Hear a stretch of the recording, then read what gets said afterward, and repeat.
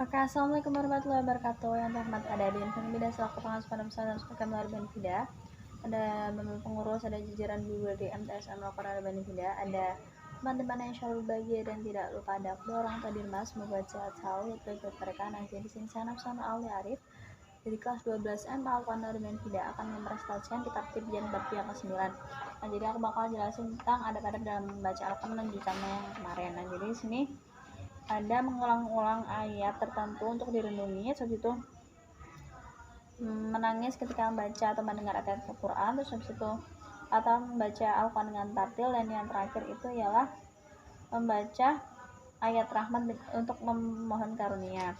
Terus jadi yang pertama itu ada mengulang-ulang ayat tertentu untuk direnungi. Jadi Abu Dzar itu pernah meriwayatkan bahwa Nabi Muhammad itu pernah mengulang surat Al-Maidah ayat kelima, bahkan itu mengulangnya saat pagi.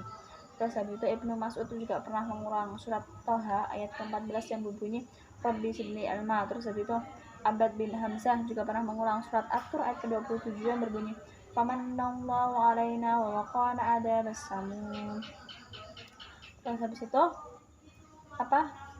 menangis dan ketika membaca dan mendengar ayat Al-Quran itu adalah sifat orang-orang yang arif dan soleh dan soleha, sebagaimana diriwayatkan Allah dalam surat Al-Isra ayat ke-109. Terus habis itu Imam Abu Hamid Al-Ghazali juga pernah berkata bahwa menangisi ketika membaca dan mendengar Al-Quran itu sangat-sangat dianjurkan. Terus habis itu Nabi Muhammad juga pernah mengatakan bahwa bacalah Al-Quran dan menangislah, tapi apabila kamu nggak bisa menangis maka paksakanlah untuk menangis. Nah, terus habis itu yang ketiga itu ada membaca Al-Quran dengan tartil. Nah, jadi membaca Al-Quran dengan tartil itu ini tuh nggak jelas, pelan-pelan, jadi tidak terburu-buru. Itu ada dalilnya dalam surat Al-Muzammil ayat keempat. Terus habis itu juga ada seorang mengatakan bahwa seorang non-Arab itu dianjurkan untuk membaca dengan tartil karena mereka itu kan tidak memahami artinya ya. Karena akhirnya dengan baca tartil itu dia itu bisa lebih menghormati, lebih memuliakan, dan mempengaruhi hatinya dalam baca Al-Quran. Jadi dia itu lebih bisa merenungi seperti itu. Nah, terus habis itu Ibnu Abbas pernah meriwayatkan bahwa lebih baik membaca satu surat dengan tartil daripada seluruh surat.